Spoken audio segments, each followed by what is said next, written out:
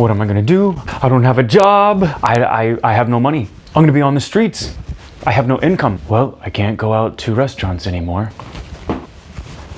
How am I going to make my car payment? I still have to pay my rent? Rent.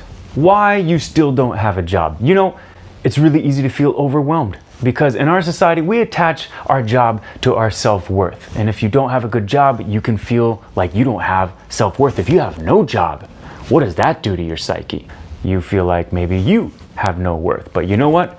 That's a trap. You have to recognize that feeling of anxiety and let it go, because you got this. And I want to talk about some things that you can do to try to help yourself to get yourself out of that thinking, because I know I'm in that thinking, so maybe you are too. Now, the first step is, what do you want? Okay, that sounds like a really obvious question, right? But is it? Because do you want a job or do you want the job? Because a job, that pays your bills, that pays some money. The job, that's the job that you can't believe that you wake up every morning, that you go to and they pay you to go there. That's the job. I'll talk about that a little bit more in a minute. But first, let's just talk about getting a job. And don't feel bad about getting a job. There's nothing wrong with that. We all have needs. But give yourself a time limit. 3 months, 6, 9, maybe a year. You can go back every month and reassess, are you on track? Are you on track to make sure that you're reaching for your goals to get the job while you have a job? The job, a job, okay? Be real with yourself. And maybe 3 months later you realize, man, you know, I gave myself 6 months and I'm just kind of overwhelmed. I'm still learning this and I don't think I'm ready yet. That's okay. Reassess, push it back a little bit. Or maybe after 2 months, you say to yourself, wow, I gave myself 6 months and I'm feeling really confident and I'm making a lot of progress on the things that I want to do in my life. I think I could do this in 3 months. I don't need 6. Great. Reevaluate. Just because you write it down doesn't make it set in stone. Don't worry about being perfect, because that's not what it's about. It's about those little steps along the way, so that when time passes, you look back and you say, wow, I made a lot of progress. So after the step of thinking about what you want, a job, the job, step 2, use your family. Your family and your friends.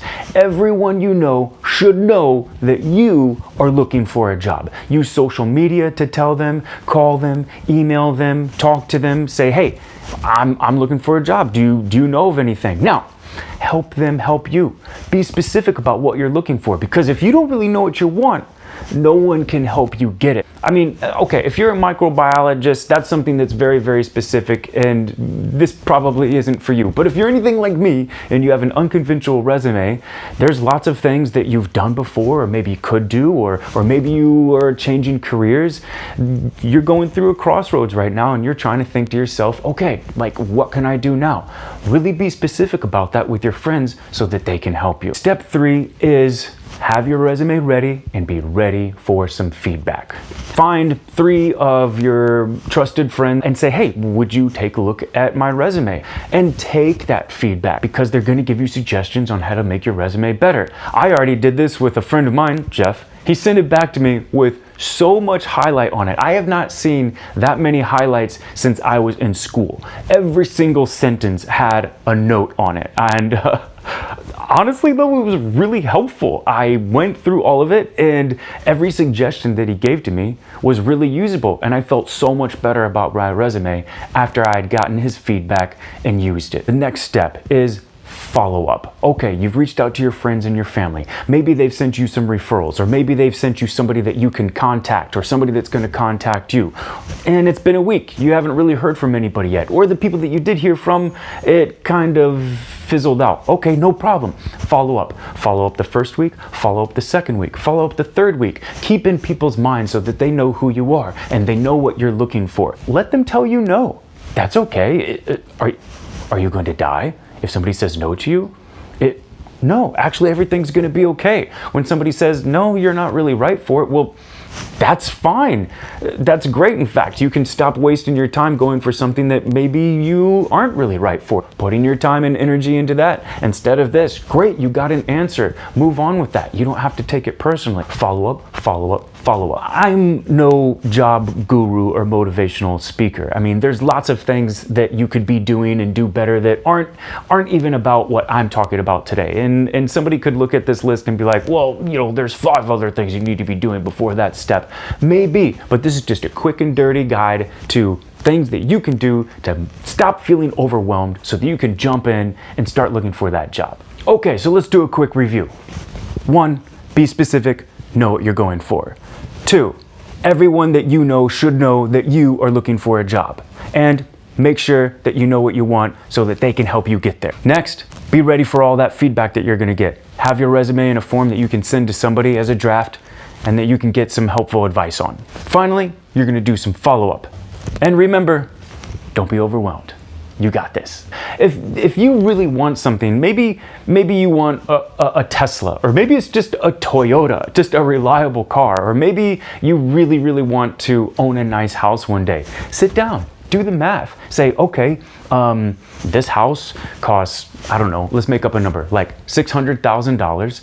I make this amount of money, so if I save up this much every month, then I could, okay, that's gonna take 437 years to buy this house.